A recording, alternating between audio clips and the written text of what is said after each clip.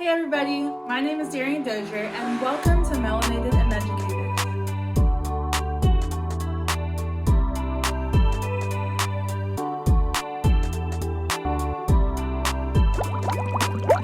My name is Darian Dozier and welcome to Melanated and Meducated. This is going to be an interview series featuring Black physicians as they tell us their journeys to medicine. I hope that you can learn a lot, but I hope you laugh even more. Don't forget to like, comment, subscribe, and also follow me on social media so that way you don't miss the next interview or any of the other awesome things that we're doing at Melanated and Meducated. Good luck on your own personal medical school journey. I hope to see you on the blog. Alrighty, so we have Dr. Jasmine Johnson here today, and I'm going to let her introduce herself and tell us about herself, but I just want to first say thank you for joining and letting me interview you, and how are you doing today? I'm good. It's the first day of winter break for my kids, so I just picked them up from school, and we're all very happy. Yeah, are they, so they were in-person class, they've been doing in-person class? They were, yeah, they were able to stay in person the whole first semester. So we have really Oh, good leadership, and it's a smaller school, so they were able to do it. oh wow, that's really good. Okay, so I know Mhm. that they're excited to be home. I know I'm excited to be on break, so I'm sure they are.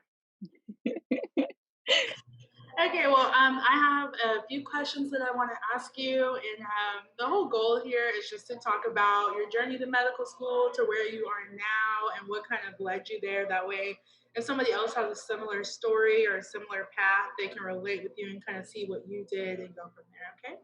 Okay, sounds good. Alrighty. So the first thing I'm going to ask you is just, where are you from? Give us a little background of that.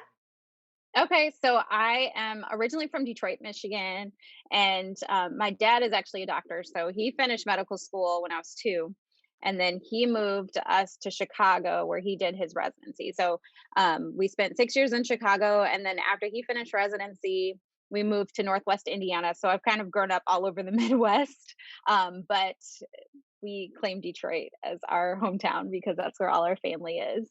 And so my dad being a doctor, he was kind of my first introduction to medicine. So he still like goes in on the weekends and like rounds on his patients and is in private practice. And so worked a lot.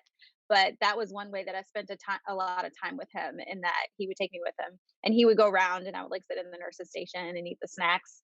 But seeing how much he made other people's lives better and even his coworkers talking about how much he's impacted different patients and seeing that you can make a difference that way really kind of brought me to the thought that like maybe medicine was something I wanted to do. And so when I went to college, I basically knew I wanted to be pre-med. So I did the classes and the prerequisites that I needed to do. But I also started to engage in a little bit of research. And there was a program that kind of, if you were interested in public health or not familiar with public health, introduced you to health disparities and public health careers. And so for the first time, I was like, maybe I don't want to be a doctor and I want to get like my master's in public health because I knew I wanted to do something that whatever whatever science I was involved in impacted not only like the person in front of me, but people all over the world potentially. And I knew that public health was a way to do that.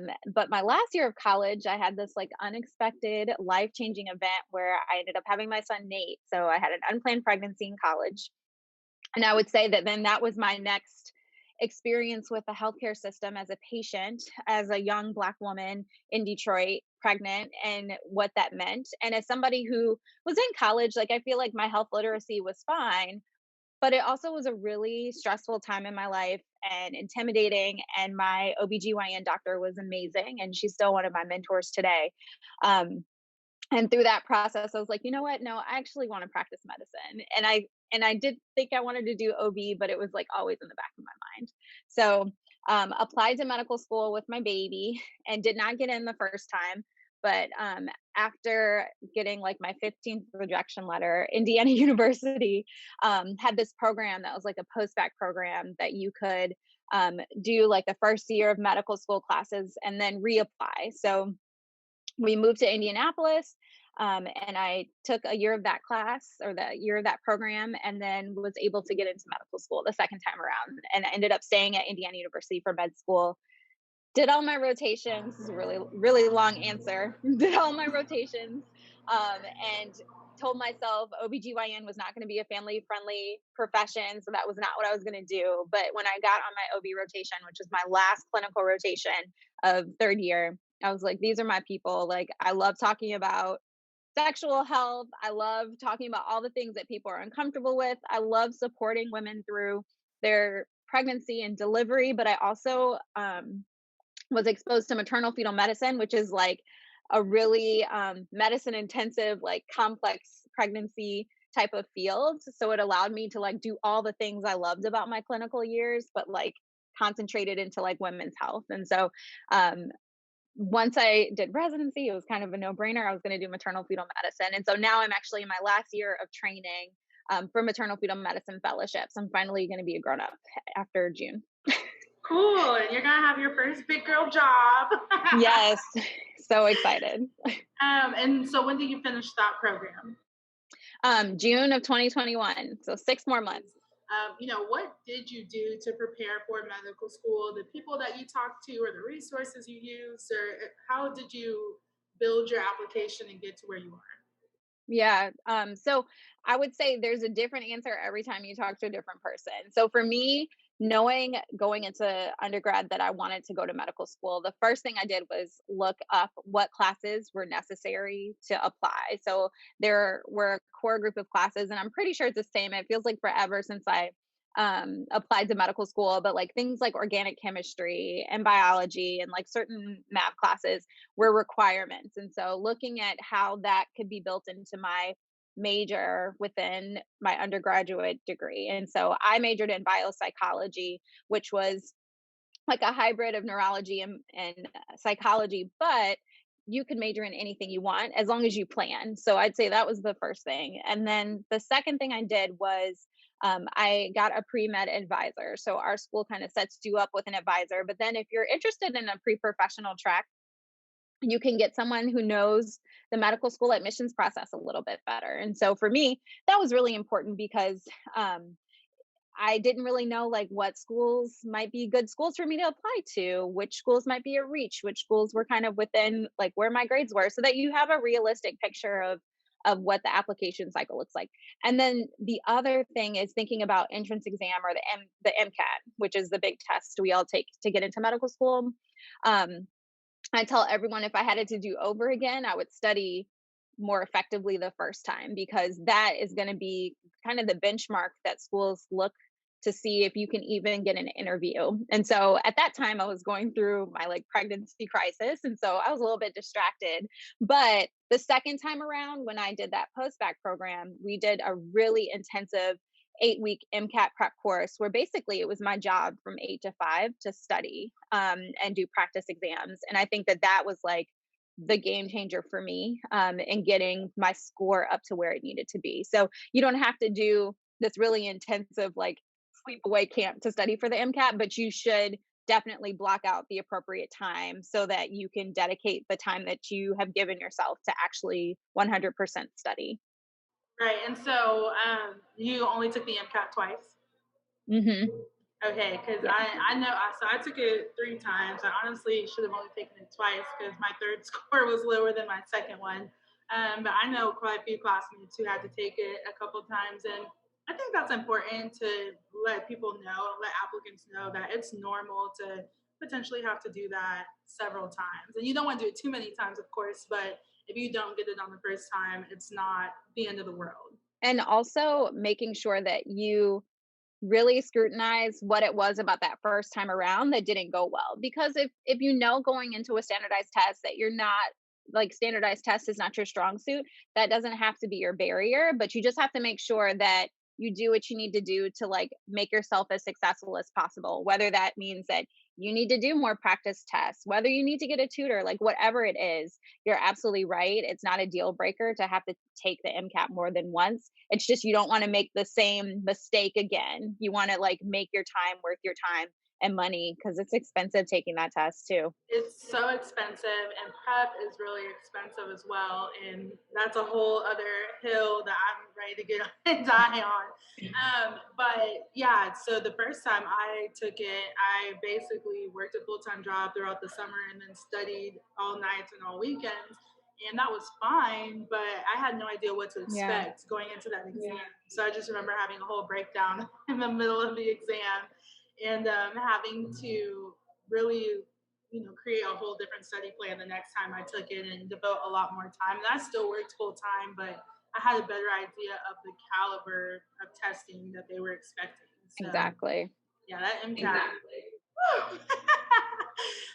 Okay, that is super helpful. I think everyone, like listeners, knowing to use different resources and that your MCAT applications or your med school application is going to be Hmm. multifaceted is really important. You can't just do one thing and expect that to ride you the whole way there. You're going to have to use multiple avenues, multiple people, resources, etc. Exactly. So my next one, and this is going to be a really great question for you, is any obstacles or struggles you had getting into medical school or during medical school, and then how you overcame Yeah, those? so my big obstacle that I kind of alluded to, no, I don't call him an obstacle now because he's 11 years old and he's like the best thing that ever happened to me. But and it's, as he gets older, he's like, Mom, you called me an obstacle. But anyway, my unplanned pregnancy in college, I would say, was definitely an obstacle. I mean, being someone like I acknowledge the fact that I was a doctor's kid and my life was not difficult growing up. And so for me, I always was able to do whatever goal I set out to do. And so finding myself unexpectedly pregnant this last year of college when I didn't have a plan B if I didn't get into medical school. And I also like, no one knows what they're doing. I was like kind of in denial and just pushing through, hoping that like it was going to work out. And so I really like that year, I grew up so much. And I say rejection is God's protection because I don't think I was ready to go to medical school that year if I had even gotten in. Like I did not have the appropriate work ethic because while I was trying to study for the MCAT, I was doing all these other things. And honestly, studying for the MCAT is like a preview to studying for everything in medical school, right? Like you have to be focused and you can't let life get to like your goal and affect you doing well in your exams. And so, I would say that was really a defining year for me and that I grew up a lot that year.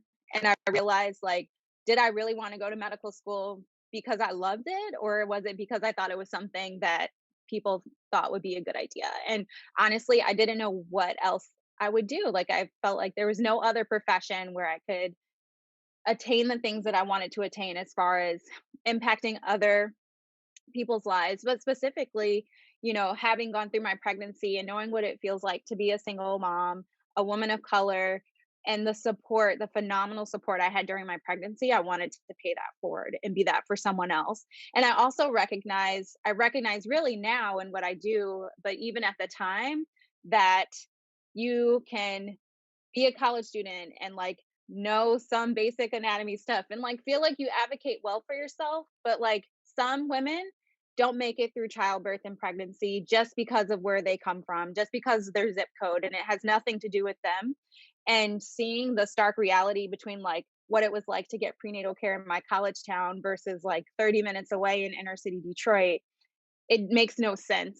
And a lot of that has to do with, structural and societal things at play that then populations of color and other vulnerable populations become victims to. And so I would say it was an obstacle, but looking back, wouldn't trade that experience for the world because I think it made me who I am today. I think I'm a better doctor. And honestly, I feel like I found my purpose through that obstacle. And that is something that I hope anyone who has a big obstacle takes away from that experience, that it helps to shape in and define their purpose even more. Right. And, I applied to medical school for at the very end of my senior year and didn't get in. And I thought I had a plan B, and that plan B didn't pan out very well. And so the Mm, plan is always to take a reconstruction year and figure my life out and get ready for the next round of applications. And looking back on it, I mean, I've been in school since I was in kindergarten. So having that 2 years off was really necessary for me. And I didn't really know why I wanted to go to medical school. I mean, I had no clinical experience. I was just like, I like mental health, and a psychiatrist is the highest thing that you can be. And I'm shooting for the top, so I'm going to med school. And it wasn't until I worked in a mental health hospital that I really understood, like, no, it's really important to have that diversity in mental health in something like psychiatry where you can talk about pharmaceuticals and drugs and you have that kind of impact on a community. And I'm no longer interested in psychiatry, but even just having that experience really solidified the big issue in minority and low socioeconomic and a lack of education. So if I can be Hmm. comes in and offers that knowledge and experience, then maybe that will help save someone's life or help them better control their medicine or whatever, right? So no, I definitely relate with that. And sometimes a forced break is okay. Absolutely. Yeah. And sometimes much needed. I mean, it wasn't until getting into residency that I realized most people don't go straight through to medical school. In fact, like more often than not, people take a year off and do Teach for America. They go to the Peace Corps. They work. They need to get a job, so they get a job. I mean, like that is what makes people more interesting too. And I think that when you come into medicine with life experience that is not traditional, granted, even if you go straight through, that's fine. You can bring life experience that's interesting. But I do think that it sets you apart to have something in between that time and be able to, speak gracefully about what it contributed to your growth. Oh, for sure. And then, burnout is an issue as well. So sometimes it sounds great. Like I just want to go through all of my schooling and be done, but there's no rush. You can literally go to med school whenever. And so I think letting people know that it's okay if you don't go right away and you take a couple of years, like you'll be fine. Hmm. And I think that like it's not, a lot of it's probably not PC to say this, but if there is another thing you want to do that's not medicine and it makes you just as happy, most of us in medicine will tell you to do that thing. Like this is loans, this is like sleepless nights, this is time away from family. So I mean, if something else like brings makes your heart smile, like reach for the stars, do that thing. People all the time. There are a million different things you can do on this planet to help people. Okay, being a doctor is not the only thing that you need to do to help people. Like No. there has to be this incredible love for science to really want to pursue this because just wanting to help people is it's not going to be enough. Like it's awesome and it's great, but it's just not enough because there's so many other things that you could be doing. Well, also, I mean, the times that we live in right now is a testament to that. So while the world locked down, the doctors continued to be on the front line. And honestly, I never saw myself working in a job where every time I went to work, I was concerned that I was bringing something dangerous into my home that could impact my family. And so again, the PSA is, being a doctor is not as glamorous as TV would make it seem. And so you really have to be doing it for the right reasons and not just for notoriety, because honestly, the the paycheck is not what people think. The training, the years of training, I feel like I'm on like year 1 billion of training. Yes, every time And someone's so like specialized, I'm like, that sounds like fellowships, which sounds like more school and more time and more it training. is. Yes, yes. Okay, well, now I kind of want to move into your work life balance. And I know I've had this conversation with some of my classmates. Like, a lot of us don't have kids yet. So, just trying to factor in, like, oh my gosh, can you imagine someone asking you what's for dinner right now? It's like I'm barely feeding myself and then having to be responsible for the livelihoods of other people, you know? So, how do you balance having a family, being a wife, being a mother? Like, what are some of the things that you've done throughout medical school and throughout your training to try to keep that balance? Well, I think first of all, there is no balance. There is integration, and sometimes I feel like I am like killing it as a mother and wife, and sometimes not so much. And then I'm killing it as a trainee and or like at the time a medical student, and sometimes not so much. And so I think first of all, giving yourself some grace because there is not a time in my life where I was like, man, I'm just killing all the things. Like does not exist. And so being realistic about that. And then also like I do not do any of this alone. My now husband was my boyfriend and fiance at the time, like has moved where I've moved, has always been in a profession that was more flexible. So if our son was sick and had to stay home from school and I was on rotations that I couldn't work remotely, then he would be home. And then our parents also at the time when we lived closer to family when I was in medical school would like keep our son for a whole week so that I could just stay in the library. And so it looks great on the outside that we're balancing, but there are a lot of people helping us keep things afloat. And I think that as your children or whoever gets older and your partner is with you longer, you kind of get into your own groove and figure out what recipe works for you. I would say the things that have made me feel the best and feel like I'm more successful at balancing, um, planning out your time. So I still to this day have a paper calendar where I write basically down to the hour what I'm doing with my time because the day goes by really fast when my kids are in school. For example, they're out of the house in school, but like that 8 to 3 goes by so quickly. And so, what paper do I need to write in this time? What meetings do I have? All of that is written down so that I know exactly what I need to do. Um, Saying thank you to the people that are helping you so that they'll keep helping you. But always being grateful and humble about the fact that like you did not get here alone. And then also when it comes to kids, I think that we think about like, oh, she's never at home, like she never gets to spend time with her family. But first of all, that's not true. That's just like negative self-talk because I'm home a lot more than I thought I would be even outside of COVID, and have been able to plan my life around what our family wants to do for the most part. But also, it's not so much the quantity of time, it's the quality. So you could be home for a full weekend and not be on call. But if all you guys are doing is like sitting on your phones side by side and iPads and not talking, like what's the point? And so making sure that the time that you spend with your loved ones is meaningful. Have a good conversation, you know, catch up on everybody's lives, make sure that you are actually doing something to make memories that are worth being together for. Everything doesn't have to be this big extravaganza, but I think that like in the times that we live right now where it's so easy to be in front of a screen, it's so easy to like disengage. You just have to be careful about that, and then not criticize yourself for not spending enough time if you're not maximizing the time that you have. Right, that's awesome, and the support system is something that's huge. Whether you have kids or not, I mean, Mhm. just being in medical school or being a resident or being a doctor, period, you need that support system. So, what do you suggest for people who may not have that familial support or they're doing the single parent um, path? Like, what tips would you have for them? And maybe them thinking I can't go into medicine, like it's just me and my child or whatever.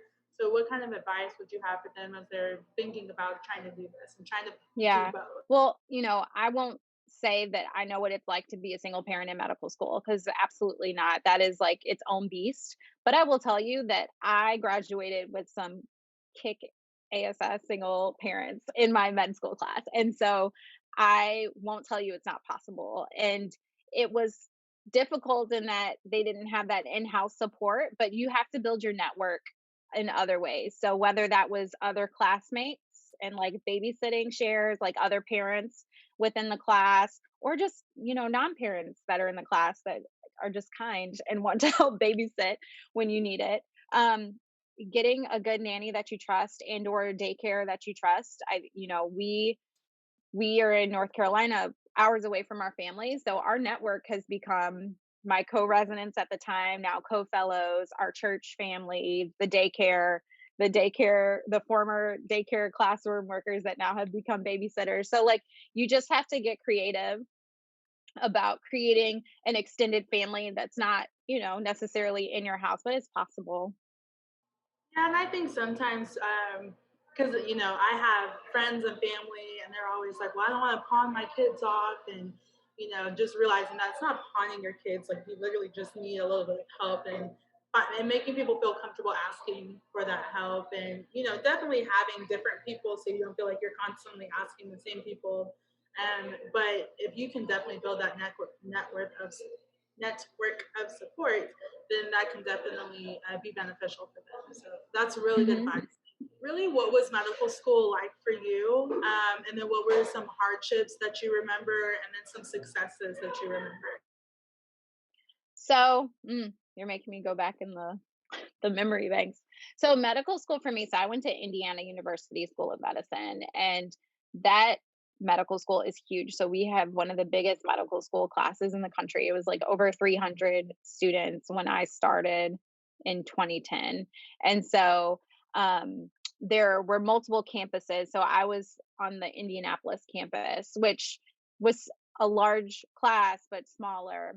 And I would say for me, it seems like when I talk to friends that went to other medical schools, our experience is pretty standard. You have the first 2 years is all kind of in classroom didactic learning. And I know that some curriculums are changing now where they're kind of integrating clinical stuff earlier.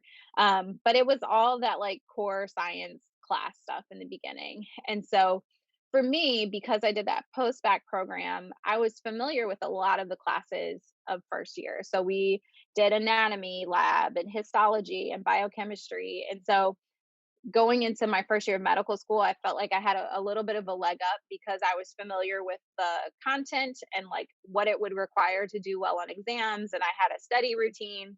And so it really was like almost like a seamless transition because it was like, okay, more of the same. So, um, what was a little bit different was, I would say, that environment was you felt like a small fish in a big pond because the post-bac program, it was like 20 of us. And we were all really good friends by the end of that year. And some of us ended up being classmates in that first class. And some went to other medical schools. But I think that like the camaraderie and like feeling like you're one big family was not there. And so you again have to create your family once you're in your medical school class. And so I found like a group of friends who I'm still really good friends with and keep in touch with, that we would study together and like, you know, gripe together about like a test that was really hard and all of that. And then my third and fourth year rotations again were I feel like they were pretty standard. There weren't any big obstacles. I had my second child going into fourth year, so I was pregnant during my third year of medical school, but my pregnancy thankfully was pretty uncomplicated, and so I just did my rotations and had my baby and then timed it with like some electives. And now I feel like it's probably a little bit crazy, but we did it. Well, and I definitely have classmates who are family planning, and they're married or about to get married, and we talk all the time. Of course, we don't know. None of us have ever been to medical school before, but it sounds like having a child at any point in medical school is so stressful. But Yeah. people do it, so it's just kind of like figuring it out. Like you have to, so you just do it. Exactly. There's no right time. And same thing goes for residency. There's no like perfectly timed baby. And so you just have to like own your decision and go for it. And then, do you have any big wins or successes that you remember, or any big breakthroughs that you just were like, oh, finally? I would say for me, my big win was kind of finding my voice with my blog. So when I started medical school, there weren't a lot of parents that were blogging about being like professional students. And so I actually started my blog after having my son Nate and realizing like maybe people want to hear about this because I sure wanted to hear about it and didn't find anything when I Googled it. And so I started the Mrs. the Mommy, the MD. Um, Blogs were happening, but they were like kind of like just journals for people. So they weren't taken as seriously as they have become. And like social media influencers and all that stuff wasn't really a thing. And so I didn't think people would take it as seriously as they did when the time came for me to apply for residency. I put it on my resume. And I think that that just speaks to the fact that, like, if there is something about you that is unique or that you love and are passionate about, There's no reason to like hide or dim it down. And don't worry about if like people who may not understand blogs are going to judge you. That was something that I was concerned about. I was like, what are like the older people reading my application and think like, what is she doing? But the medical school actually asked me to be an online ambassador for them. I was featured in magazines and like continued to like gain momentum. So when I applied for residency, every interview I went on, they were like, please tell me about your blog. It's so cool. And so that just goes to show you that like there is space for whatever you're bringing to the table, because we want physicians who are well-rounded and interesting and have something that's different than just going and checking the boxes to get to where you think you need to be. And so that was a win for me because I felt like it validated the fact that like I could be myself and be open about the wins and loses, because it wasn't just like a blog like everything's great. It was like little Nate's sick. I'm sitting here reading, watching this lecture, and like, oh, he threw up again. And so Exactly. and and that's important. It's important that, people appreciate you being real. Yeah, and I will say sometimes because I felt a little, I don't know, I guess shy about the fact that I was starting a blog and coming into medical school. So it wasn't something I necessarily talked a lot about with my classmates. And then it just eventually got out. It's just something I talked about or asked questions about because I asked for their feedback on different blog posts and I put Mhm. up polls to see what they say and then I write about it. But I have the most unexpected classmates and professors, and they're like, I saw your blog and it's so great and all this other stuff. And I'm like, it's a little shy, but you're like, thank you, and you Yeah. realize people do like this information. And I definitely hope to expand on what I'm able to put out there. And sometimes I do get nervous, like, am I wasting my time on this? I could be studying one instead of writing and all that other stuff, but I love writing. And so I feel like if you find the time to put into the things that you love, then on the back end, it'll be worth it. Yeah, exactly. And like putting a plug in for like writing your calendar, because I definitely put on my calendar like working on blog stuff, because you're right. Like the time is going to get even more condensed as you go along. It definitely was not as active during residency, but the time when I could, it was kind of like a condensed um a condensed time of like productivity when it comes to blog stuff. Yeah, and everyone's like, I mean, how are you in med school and doing the blog? And it's like you literally just have to make the time. Like when you're doing school stuff, you grind on it because you know that you want that 2 hours to write something. And I Mhm. let like my weekly emails I send out, I let them know like I've been swamped in tests, so I don't have anything new this week. And just being real, like that is the lifestyle. It's not perfect. It's not flexible. Like I don't have time to write this week, and I hope to next Yeah, week. It's not guaranteed. exactly. Exactly. So we've already talked about, kind of what is your specialty and how you came to choose it. But what do you have for anyone who's wanting to go into that field? Like anything that they should know before they apply, or just really good insight for someone who's thinking of going into OB, or just someone who's trying to pick a specialty in general and has no idea what they're wanting to do.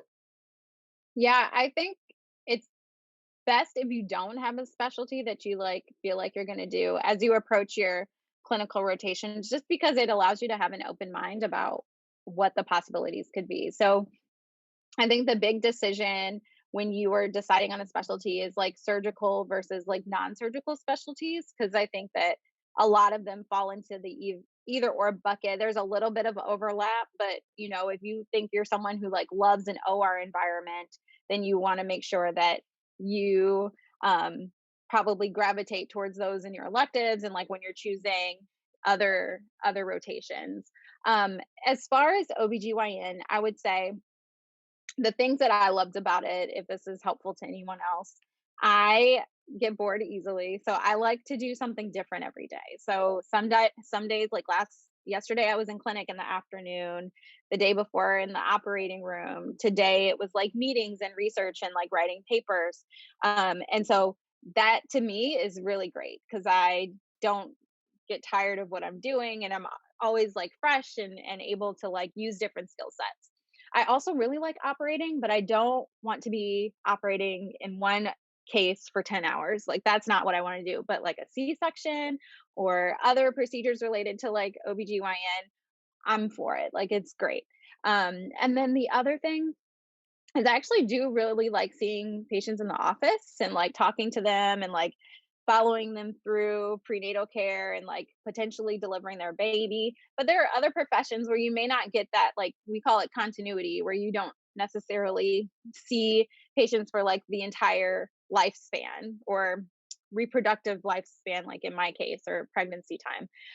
And so that also is like something you think about. Like if you think about like emergency medicine compared to like family medicine or OBGYN. So those are kind of the big themes. And then uh, if there are things about the profession that maybe you've heard and you want to debunk rumors when you're on your rotations, ask people about it. So when I was on my OBGYN rotation, I felt like OB had a really bad rep for people having a family life on top of being an OBGYN. So anybody I heard or got wind of that like has had a kid or was in a relationship, I was like, please tell me, like, how do you make it work? Similar to the question you asked me, like, do you have balance? Like, who's watching your kids while you're here? Like, what did you guys do? And that really helped me because again, there was no right answer. Everybody had their own like secret sauce and it worked for them and they were doing fine and they were doing something they love. And so I think that, figuring out what you want to do is a mix of like what you like to do on a day-to-day basis, like even when it's not new anymore and it's kind of, I won't say boring, but it's not like everything isn't exciting all the time. Do you still like it? And then also, like what type of patient relationship you want, and then how that like blends in with like what's important to you during your life and your time outside of the hospital.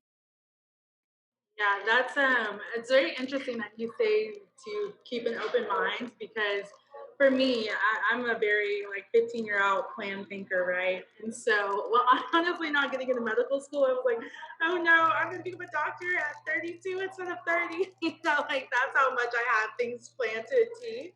And so thinking about what I want to do in the future, I'm like, okay, are there certain research things I need to do, certain summer programs, and because I just felt like going into medical school, I didn't really plan out as well. And so I didn't have a chance to do the clinical experience or the shadowing or et cetera that I needed for a strong application. So I'm like, okay, we're not making Hmm. that mistake again. And okay, what do I need to do to get into this or what do I need to do? So it is nice to hear, just go into things, give everything your best shot, and then kind of go from there. If you could do this entire experience all over again, would you? And if not, why? Hmm.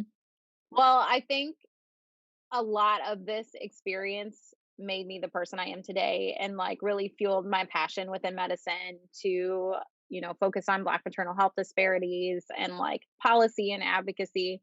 So if I could do it again, that's a hard question because I do not want to do medical school again. I do not want to do residency again, like hands down. Absolutely not. Is there anything else I could do that would get me here and allow me to have the impact that I feel like I'm having and have the fulfillment? I don't think so. Like I think that if I just went like the public health route, I would really miss seeing patients. And if I just went the like epidemiology and like research and population health route, I would really miss being around patients and like the clinical side that I love so much about it. So, you know, I will be the first one to tell you we need to revamp medical education and like get rid of this toxic culture of like working yourself to death and like this badge of honor for like not getting enough sleep and not seeing your family and like all of that. It needs to change. But I I really feel like when it's all said and done, I would be a doctor again. I would. Well, that's good to hear because you always hear of doctors telling people that say I want to be a doctor to like choose something else Yeah. because I mean the path it really is hard and you do question yourself a lot like how much do I really love Yeah. all this Well, stuff? I mean, Yeah. I tell you, I definitely would do it smarter. Like I would study more effectively the first time around for the MCAT because you kind of that year was great, but sure, if I could have finished faster, I would have paid my student loans sooner because I feel like that is something that now having almost been on the other side of training, I think that there could have been a smarter way for me to like pay down loans. Like the things that are like burdensome to medical students and residents and early attendings. I could definitely do things smarter to like set myself up better for a less stressful life. Um, but I absolutely love what I do. I love taking care of my patients. I feel very blessed to have the platform that I have and to be able to speak out on things that are important to me. And I really feel like my experience as a doctor who does research has really been important for that. And do you feel in your practice that the clinical side or the research side, like they're ever mutually exclusive? Or, I mean, clearly you found a way to integrate both. So, what do you tell someone who might be interested in research but feels like it might interfere with the clinical side of things? Well, there's give and take because the time that you're doing research, you obviously can't see patients, but again, there's no like secret formula to this. And so, if there is an amount of clinical work you want to do and you don't want to compromise on that, you can then trade that for the research time that you want. And I mean, obviously, the less research time you have, the less productive you are, at least within that time. But everybody's different. And so, I'm not going to tell someone that they have to have a research career that is a certain way, and that I didn't really see myself finishing fellowship and becoming a clinician researcher, but through my mentorship and work in fellowship, it really is something that I'm excited about. But there's no secret formula. I'm still figuring it out myself. So I say go for it. Again, similar to like finding your specialty, have an open mind and talk to people. I'm I'm like a one trick pony. Like when I got into fellowship and then realized I wanted to do research, everybody that was doing research, I did the same thing I did to the people in OB. I was like, how do you do your research? How much time do you have? Do you like doing research? What kind of research do you do? Well, they let you do this and this and this. And honestly, like the great thing about medicine is that you can really make your career whatever you want it to be. And it's not permanent. Like if I decide 10 years from now I want to be 100% research, that's possible. If I decide I want to do more clinical, that's possible. And so that's also the cool thing about what we do. Awesome. Okay, so now I'm really switching gears. So, Okay. talk a little bit about your husband. Is he in medicine? He's not. He's a mechanical engineer. Okay, so how do you balance like a relationship? And so this is something me and one of my classmates talk about a lot. Is the potential of being like a when you're a doctor, it comes with status and it comes with money, right? So when you're a woman and you're in a relationship, how do you balance the status difference or, just like being with someone who's not in medicine? Like, has there ever been a problem or like any tension? Or, I mean, we talk about this all the time. Like, like women having to choose between being successful in their careers and being successful in their relationships. So, how have you managed to balance that and make that work? Well, I think first of all, you have to pick the right partner because if you are with someone who's insecure in who they are, they're not going to let you shine. They're not. And that's whether you're in medicine, whether you're the partner at a law firm, whether you are a journalist, like whatever, it doesn't have to be medicine. And so um I'd say being being very observant about how they react to your wins. I mean, my husband and I have been together since college. Like he's been with me when I got my 15th med school rejection. He was there when I got my letter that said I had a full tuition scholarship. And his support did not waver. And as I've continued to move through medical training, like there have been times where we're celebrating me. I graduated from medical school, turn up. I finished residency, all of this, but like you also have to support your person too. And it's not just the Jasmine show, this is a partnership. Um I say that but knowing that there's so much bias when it comes to women being either the primary breadwinner or being the physician in the home, and that is because of what society has kind of placed on the like roles of men and women.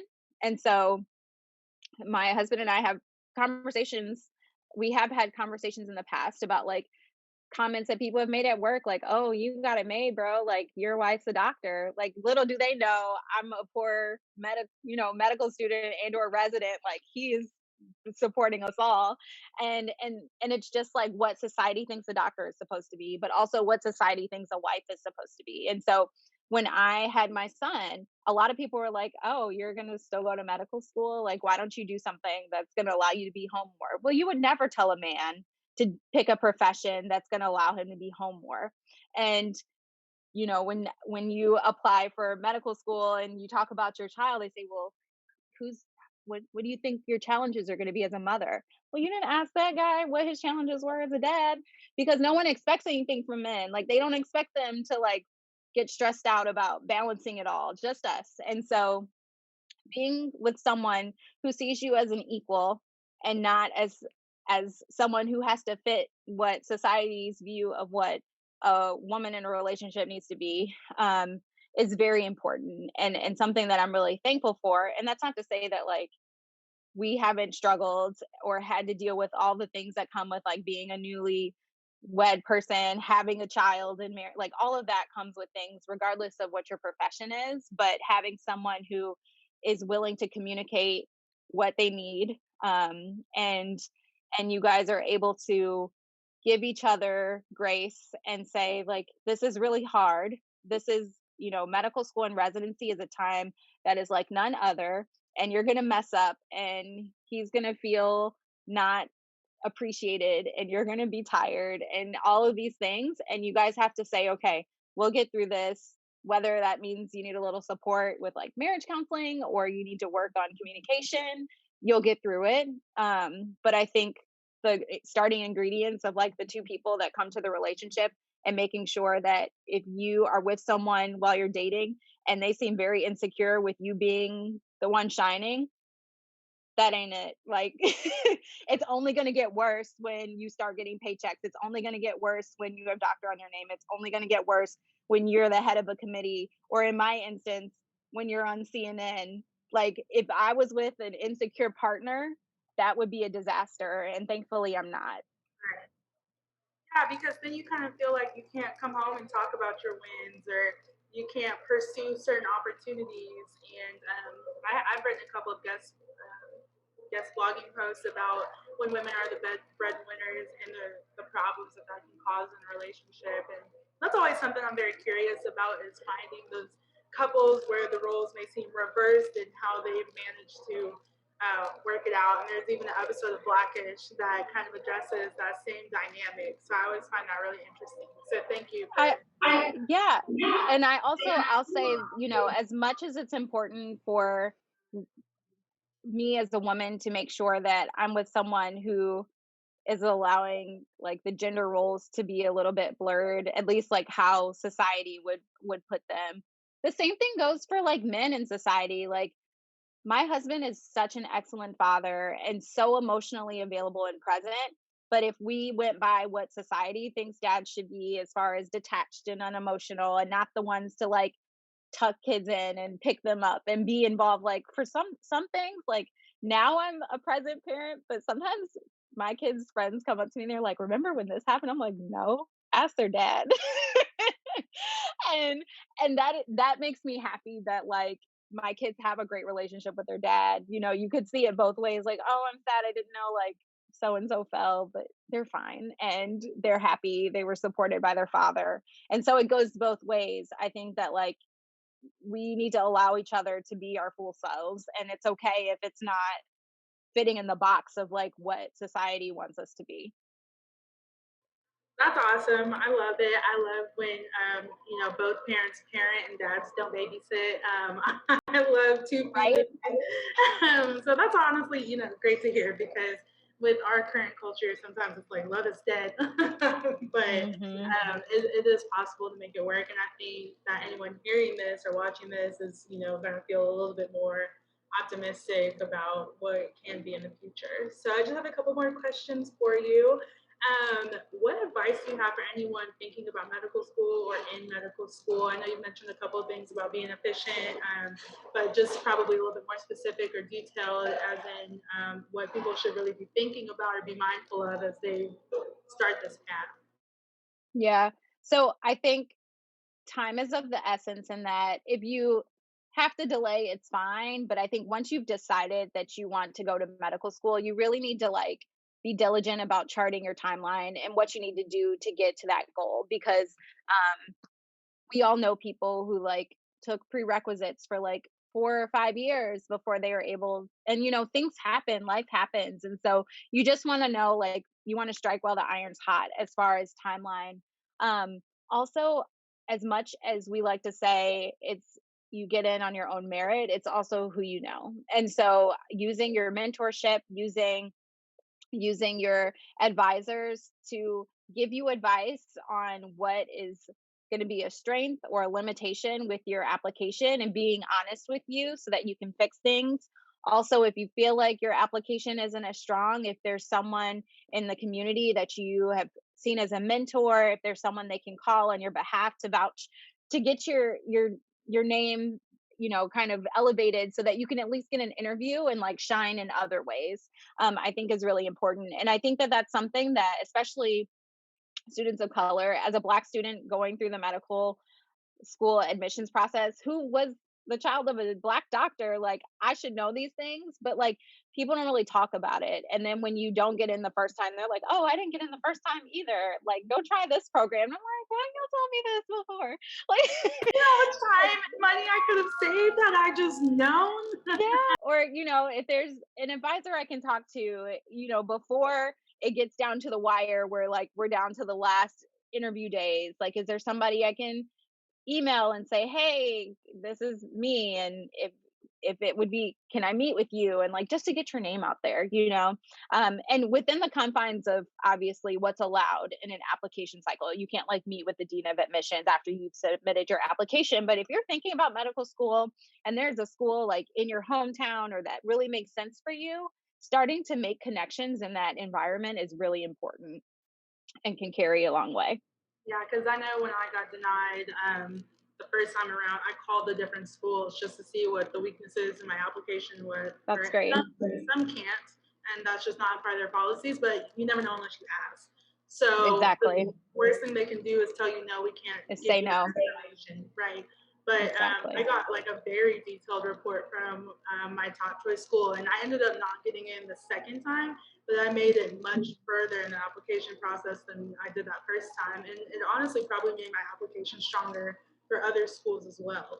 So That's awesome. I think people just don't know how to network. They just don't know what to do, which is kind of the premise of my blog, is to provide that information out there that I didn't have and that I wish I had been told. And hopefully people read that and kind of have an idea before they do this. Well, Yeah. okay, so my very last question, you are a blogger as well, so that's also why this interview is really exciting. Do you have any projects, upcoming projects, or anything that you would like to share, like throw out a little plug for your blog or tell a little bit about? Honestly, my project has been just surviving 2020. No, I unfortunately I haven't been as diligent with my blog as I would have hoped. Instagram has kind of turned into a microblog, so I do a lot of stuff over there. There's nothing really scheduled on the horizon, but January is our big conference for maternal fetal medicine, and so I have 4 projects that I am presenting there and doing a talk, and so I'm really excited about that. So I'll highlight it on the blog, but it's not something that's like blog specific. But again, just another thing that I can like show the world, like, hey, you can do Right. things like this. Yeah, and I definitely will throw that with this blog post. I'm going to put links to all of your materials on the actual page and then also within the video. So I definitely want to share that. So before we go, I just have a few lightning round questions to ask you. So these are like really Okay. fast. Okay, so you ready? Yeah. Okay, what is your favorite Purple. color? What's your favorite movie right now? Right now. Oh gosh. I like Crazy Rich Asians. Oh my God, that's my movie. Okay, I So can't get good. that, but that is my movie. Okay. What's your favorite holiday? Christmas. Yes. Apple or Android? Apple. Nike or Adidas? Ooh, I've kind of switched to Team Adidas. I was Nike, but Adidas is. And you got Beyonce too. I mean, okay. yes. That's probably why. Pepsi or Coke? Pepsi. Really? Yeah, I Hmm. think. Now you have me second guessing. Well, because I'm like a very Coke person, so I'm surprised. Like when I go to a restaurant and they say we just have Pepsi products, I'm like, oh. Okay. No, I like if it's like just the standard drink, I'm Pepsi, but then otherwise I like vanilla Coke and like cherry Coke. Okay, okay, okay. Mhm. Who's your favorite musical artist right now? Mm, let's see. I've been listening to all the Christmas music right now. I really like Yeba right now. I don't know if you know Yeah, her, I just but she's discovered her. amazing. Yes, She's I so good. her song There's Evergreen, right? Evergreen and Distance are like on heavy rotation in our house. so she has one on YouTube, and I happen to be able to download it, and I love it so much. I'm gonna question you for a second while you answer this last question. What's your favorite Okay. song right now? Oh gosh. Right now it is What Do the Lonely Do at Christmas? Because I'm in all my feelings because I can't see my family. Right, COVID has shut everything down. It's so Um, sad. Mariah Carey's Christmas album is top tier. I've been listening to it over and over. Yebba's song is called My Mind. Mm, It's on YouTube, and then you can do a free okay. download from her. And it's kind of like an in your feelings song, so don't listen to it when you're happy because you might not like it. But All her songs are in your feelings. It's just like you want to like sulk. They put on yes, yes. Yeba. After you get that test grade that wasn't as high as you thought it was going to be, go listen to Yebba. Yes. Okay, well, I'm going to wrap this up, but thank you so much for talking with me today. And I'm going to throw all of your blog, Instagram, all of that good stuff on this page as well. So that way readers can follow your journey. And I just thank you again for doing this. No problem. Thanks so much for the chat. This was fun. Yes, of course. Well, happy holidays.